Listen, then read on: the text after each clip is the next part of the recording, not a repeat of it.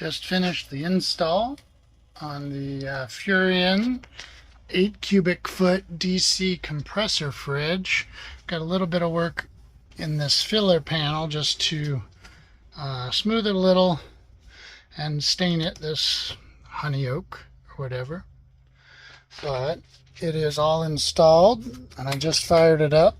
It's quite a bit more spacious, even though it's a hair shorter, about 2 3/4 inches shorter than the 3-way DC propane 120 refrigerator that it replaced, which would not cool sufficiently. I don't know if you heard right there at the beginning, it's got a little bit more noise coming from the compressor at full blast than I was expecting, almost a little rattly. And it's been upright for a week, so it's not from shipping. I slid it in and out a couple times today to get the finish install done, but it was vertical. I slid it out onto some blocks here, so that's not it. It's quiet most of the time, so I'm hoping that is just its first fire up, because I literally just started it. But it's not bad. There's a fan noise, and the compressor seems to be running. I have it set relatively high on the cooling because that's probably where it will live, and seems to be cooling. I mean, we'll see. It takes a while.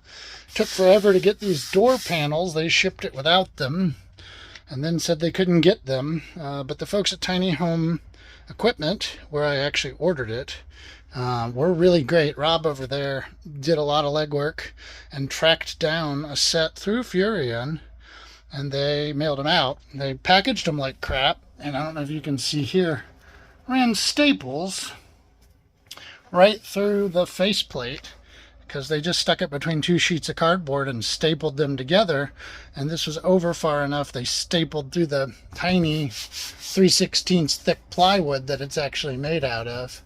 But I put it at the bottom, and I'm just not gonna worry about it.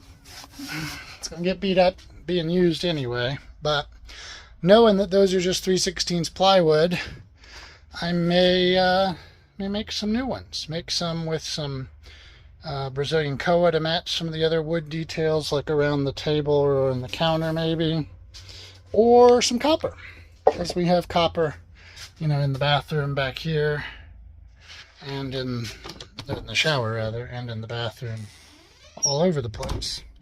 So I'm going to go outside and check on the back where the wiring is, just make sure nothing's getting warmer than it should be or something. I use way oversized wire, so I'm running the ground through a relay so I can kill it here instead of having to use the dial inside. That way I can just look in one place and know everything is off. Hot water heater, water pump, fridge, and all my lights. This is the old 3-way that I am now going to have to haul out of the door and replace. I took the doors off to get it out of the hole. They're laying up here. But it's from 1985 when this was originally converted. So it did a long duty. It's just no more. So this does have the vents down low and up high, and actually 2 more behind my solar combiner box up there. I'm probably going to fill in these 2, the one on the curve and the one at the bottom, just by putting some sheet aluminum that's painted black on the inside of those panels. There is a vent tube from the black tank and gray tank that used to just end right behind this one, but I have, a little bit of labor, rerouted it up to the mushroom ones up there behind that solar combiner box. So I'm not dependent on either of these 2 for that to work. You can see there that black tube going up. The propane has been disconnected and the hose is still here but buried, but it's not hooked up. This is my little 30 amp relay right here that runs the ground. This is just tying these off, not actually connected to anything, so don't worry about that. And then I've got these guys here running out to connectors, so if I need to remove it, I can. And nothing I mean, look how small these guys are. It does not use but like 120 watts at max. They say a 15 amp fuse, which I need to double check what's in my fuse box down below. But they Furrion fixed one of the major complaints about these guys, which was that buried behind this panel was a glass, unusual type of fuse, and they were burning out on people a couple months after they bought them, and they couldn't get their fridge to work. And it turns out it was just a bad fuse, but nobody has those on the shelf. You have to order them, and so it was a pain in the butt. So I was planning on opening it up and cutting those wires and adding a regular automotive blade fuse. Turns out Furrion heard those complaints and already did that. It's behind this grill panel on the left where the output air comes, which I've already fully installed, so I'm not going to take it off. But there's a little blade fuse holder in line right behind that. So the fuse blows, you just take this panel off and pop that guy out. So yeah, pretty cool. Here's the specs on it if anyone is interested. 8 cubic feet, uses R600, which I have not ever seen before for a refrigerant. And it's 12 volt DC, 11 amps max, 2 watts to run the light. Yeah, it definitely weighs 125 pounds.